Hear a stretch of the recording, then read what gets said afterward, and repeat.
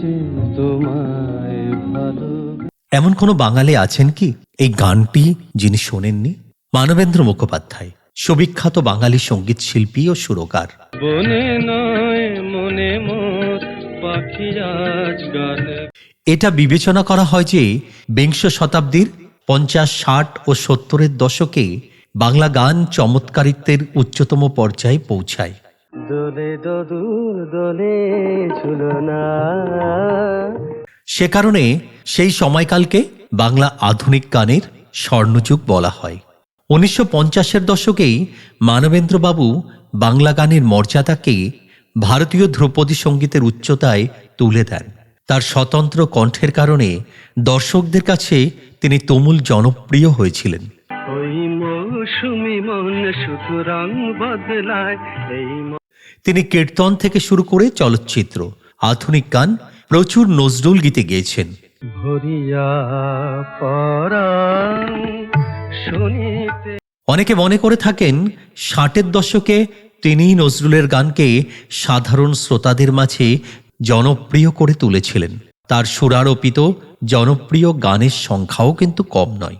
এবার আসুন প্রাথমিক জীবনের দিকে একটু তাকিয়ে দেখা যাক। ভারতীয় এই সঙ্গীত শিল্পীর জন্ম 1931 সাল 11ই আগস্ট পশ্চিমবঙ্গের রাজধানী কলকাতার দক্ষিণে কালীঘাটে। তবে তাদের আদি বাড়ি ছিল বরিশালের উজিরপুরে। উজিরপুরে তাদের দেশের বাড়ি চণ্ডী মণ্ডপে সারাক্ষণ গান হতো। রাধাকৃষ্ণের লীলা কীর্তন, রয়ানি গান, মনসা মঙ্গলের আসর। এমনকি সেখানকার মাঝি মাল্লারাও মণ্ডপে এসে গান গাইত। তারা সারিঙ্গা বাজিয়ে গাইত জারি সারি ভাটিয়ালি। ফলে এক উৎসব মুখর সঙ্গীত পরিবেশে বেড়ে উঠেছেন মানবেন্দ্র বাবু। তার বাবা অতুলচন্দ্র মুখোপাধ্যায় ছিলেন আর্কিটেকচার। মানবেন্দ্ররা ছিলেন 10 ভাই। বাবা স্রাজ বাজাতেন এবং কাকা রত্নেশ্বর মুখোপাধ্যায় ছিলেন কলকাতার বিখ্যাত কীর্তন শিল্পী। এই কাকার কাছেই তার সঙ্গীতের হাতেখড়ি।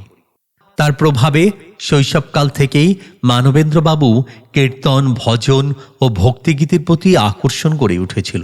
তার 3 কাকাও গান করতেন এবং শাস্ত্রীয় সঙ্গীতে প্রশিক্ষিত ছিলেন। মূলত তাদের প্রভাবে অল্প বয়সেই গানের জগতে এসেছিলেন মানবেন্দ্রবাবু। পূজার সময় কেবল নিজেদের বাড়িতে নয়, কাকাদের সঙ্গে বিভিন্ন মঞ্চে মঞ্চে গান গাইতে যেতেন মানবেন্দ্র। প্রথম জীবনে তার গাওয়ায় গান এমন করে পড়বে মনে, এমনি করে ঘুমাও সহেলি গো, এই গান দুটি সঙ্গীত অনুরাগীদের নজরে পড়ে।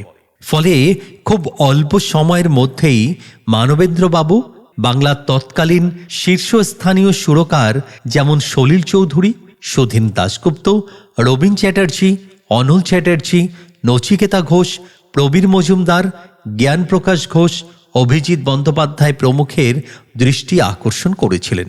পাশাপাশি তিনি নিজেও সঙ্গীত রচনা করতে শুরু করেছিলেন। তার লেখা গানের মধ্যে আমি এত যে তোমায় ভালোবেসেছি, কত আশা নিয়ে তুমি এসেছিলে প্রভৃতি বেশ জনপ্রিয় হয়েছিল। তার রচিত এইসব কালজয়ী গান এখনকার শ্রোতাদের কাছেও সমান জনপ্রিয়। এবার নজরুল সঙ্গীত এবং মানবেন্দ্র। ভরিয়া পরাণ শুনিতে। কাজী নজরুল ইসলামের সঙ্গে তার কাকা রত্নেশ্বর মুখোপাধ্যায়ের ভালো সখ্যতা ছিল।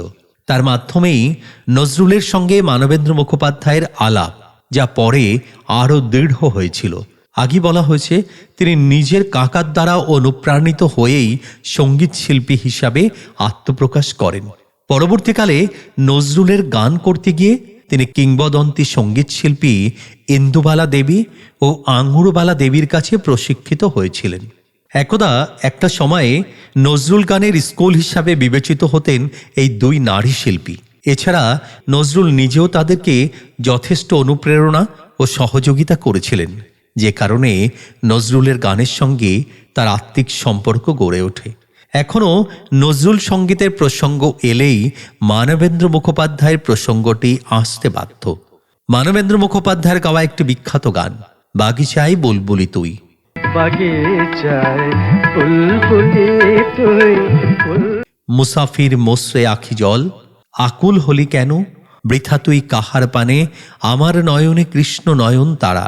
অরুণকান্তি কে গো যোগীর মতন ভারতীয় রাগাশ্রিত নজরুলের এসব ধ্রুপদী সঙ্গীত এখনও শ্রোতাদের মনোরঞ্জন করে চলেছে।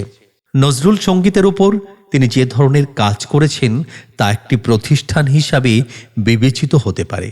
তার কণ্ঠে নজরুল ইসলামের গান এতটাই জনপ্রিয়তা পায় যে গত শতাব্দীর মধ্যে 60-এর দশকের মধ্যবর্তী সময়ে নজরুল ইসলামের গানের ডিস্ক রেকর্ড বের হয়। ওই ডিস্কের লেবেলে লেখা ছিল নজরুল গীতি। মানবেন্দ্র হলেন প্রথম ব্যক্তি যিনি নজরুল গীতি গেয়েছিলেন। আগে সব ডিস্কে লেখা থাকত সংস অফ নজরুল। শেষ জীবনে নজরুল ইসলাম যখন বাকশক্তি হারিয়ে ফেলেছেন সে সময়কার কথা বলতে গিয়ে মানবেন্দ্র এক জায়গায় বলেছিলেন, 71 সালে বঙ্গবন্ধু শেখ মুজিবুর রহমান এলেন বাংলায়। সেবার ক্রিস্টোফার রোডে গাইতে গেলাম কবির জন্মদিনে, রাধাকান্ত নন্দীকে নিয়ে। সেজেগুজে বসে আছেন নীরব কবি। কি ট্রাজিক সেই নীরবতা!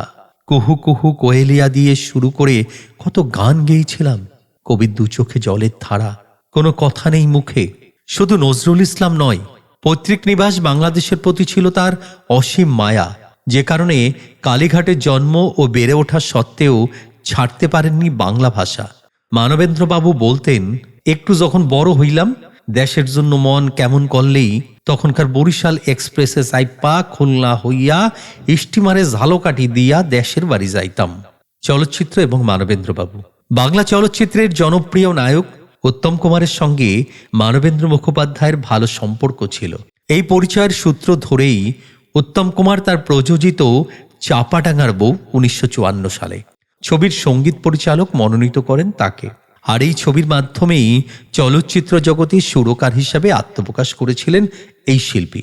যদিও বিষয়টা অত সহজ ছিল না, কেননা এই ছবির কাহিনীকার বিশিষ্ট লেখক তারাশঙ্কর বন্দ্যোপাধ্যায় নিজে এই চলচ্চিত্রের গানগুলি লিখেছিলেন। তো একদিন উত্তম কুমার মানবেন্দ্র বাবুকে নিয়ে লেখকের বাড়িতে গেলেন, কিন্তু এত অল্প বয়সী এবং অজ্ঞাত একজনের প্রতি ভরসা করতে পারছিলেন না তারাশঙ্কর বাবু। তিনি তো প্রথমে মুখের উপরেই না করে দিয়েছিলেন, পরে কি ভেবে তার পরীক্ষা নিতে রাজি হন। তিনি মানবেন্দ্র মুখোপাধ্যায়ের শিব হে শিব গানটির সুর করতে বলেন। তিনি ওই দিন তারাশঙ্করের বাড়িতে বসে তৎক্ষণাৎ গানটির সুর তৈরি করে ফেলেন।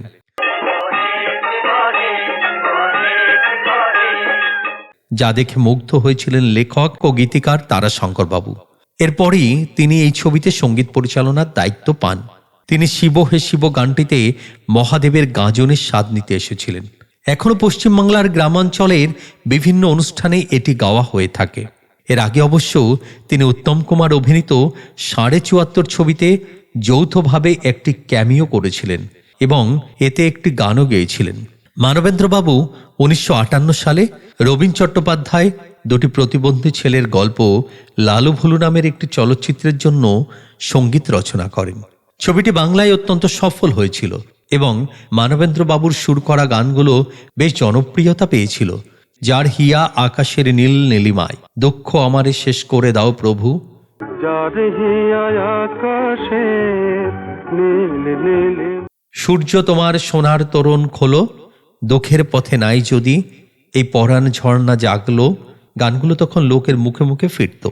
এছাড়া মায়ামৃগ 1960 সালে, বধূ 1962 সাল, যত মত তত পথ, জয় জয়ন্তী 1970 সাল, গোধূলিবেলা 1965 সহ প্রায় 30টির মতন বাংলা সিনেমাতেই তিনি সঙ্গীত রচনা করেছিলেন। তার স্ত্রীর নাম বেলা মুখোপাধ্যায়। তার মেয়ে মানসী মুখোপাধ্যায়ও একজন প্রতিষ্ঠিত সঙ্গীত শিল্পী। বাবার মতো তিনিও ভজন এবং নজরুল সঙ্গীত গেয়ে থাকেন।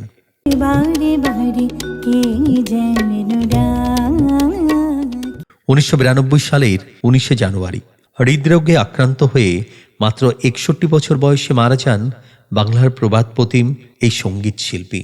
আমরা হ্যাপি সানরাইজ তাকে জানাই আমাদের আন্তরিক শ্রদ্ধার্ঘ।